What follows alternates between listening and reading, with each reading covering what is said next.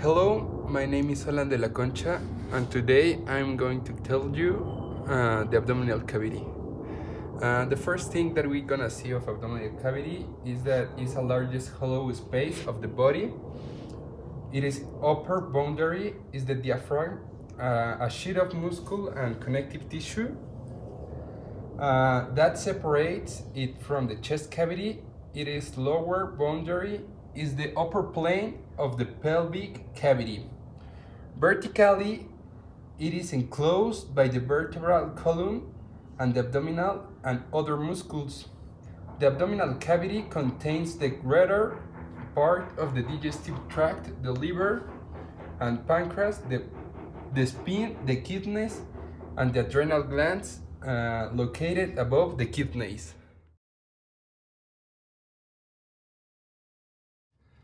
The next thing that we're gonna see is the layers of the abdominal cavity.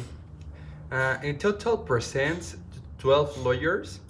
The first is the skin, the second the superficial fascia, the third fascia compares, the fourth scarpa's fascia, 5 aponeurosis of muscle oblique extern, 6 muscle oblique extern, 7 aponeurosis of muscle oblique intern, 8 muscle oblique intern, 9 aponeurosis of muscle transversus abdominal, 10 muscle transversus abdominal, 11 fascia transversalis, and 12 fascia extraperitoneal.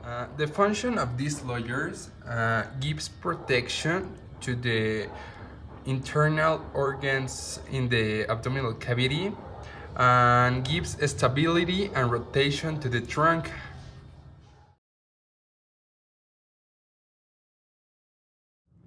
Now we're gonna explain the abdominal pelvic regions. This abdominal pelvic regions has 9 divisions. These divisions are made by 2 parasagittal and 2 transverse planes centered around the navel. The first division that we have is the right hypochondriac region. This contains the right portion of the liver, the gallbladder, the kidney, and parts of the small intestine. The next region that we're gonna have is the epigastric region. This contains the majority of the stomach, part of the liver, part of the pancreas, part of the duodenum, part of the spleen, and the adrenal glands. This region pushes out the diaphragm and contracts during breathing. The next region that we're gonna have is the left hypochondriac region. This one contains part of the spleen, the left kidney, part of the stomach, the pancreas, and parts of the colon. The next region that we're gonna have is the right lumbar region. This region consists of the gallbladder, the left kidney, part of the liver, and the ascending colon. The next region that we're gonna have is the umbilical region. This one contains the umbilicus and many parts of the small intestine, such as a part of the duodenum, the jejunum, and the ileum.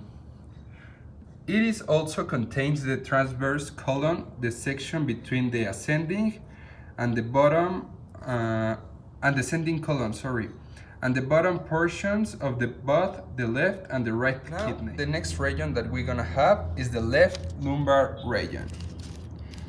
This region consists of the ascending colon, the left kidney, and part of the spleen. Now, the next region that we're gonna have is the right iliac region. This region contains the appendix cecum and the right iliac fossa. It is also commonly referred to as the right inguinal region. Pain in this area is generally associated with appendicitis. Now, the next region that we're gonna have is the hypogastric region. This hypogastric region contains the organs around the pubic bone. These include the bladder, part of the sigmoid colon, the anus, and many organs of the reproductive system, such as the uterus and ovaries in females and the prostate in males. Now, the final region is the left iliac region. This one contains part of the descending colon, the sigmoid colon, and the left iliac fossa. It is also commonly called the left inguinal region.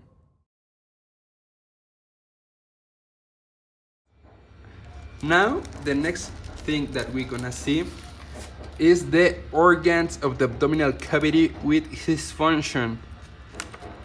The first organ that we're gonna talk is about the stomach. The stomach is a thick-walled digestive organ found on the left side of the abdomen that is divided into 4 regions: the cardia, the fundus, the body, and the pylorus. It is continuous with the esophagus above it, which carries food from the mouth and passes through the diaphragm and into the stomach, and is followed by the first portion of the small intestine, called the duodenum. The stomach is the second site of the digestion in the humans after the mouth, and it serves to move food around within itself, mix it with gastric juice, and start the digestion of proteins. The next organ that we're gonna talk about is the liver. This is the largest organ in the abdomen. It is found on the upper right side of it, right on the diaphragm. It has 2 lobes and are separated by a ligament. The liver plays a crucial role in our bodies, and it maintains the normal blood glucose levels, produce bile, and detoxifies blood. The next organ that we're gonna talk about is the gallbladder. The gallbladder is found below the liver and is connected to it. It stores and concentrates bile that is then sent to the duodenum when needed for fat digestion and absorption. The next organ that we're gonna talk about is the spleen. The spleen is the part of the immune system. Its function include taking part in the production of white blood cells, storing platelets, and destroying dead red blood cells and harmful substance. The next organ that we're gonna talk about is the pancreas. This is a part of the digestive system. The pancreas produces important digestive enzymes as well as insulin and glucagon, which are crucial for the metabolism of carbohydrates in our bodies. Now, the next organ that we're gonna talk about is the small intestine. The small intestine is found between the stomach and large intestine and is made up of 3 parts: the duodenum, jejunum, and ileum. It is a long tube-shaped digestive organ where digestion and most absorption of nutrients take place. The large intestine is the organ to which undigested material is sent. It is U-shaped and is made up of the cecum, colon, rectum, anal canal, and appendix.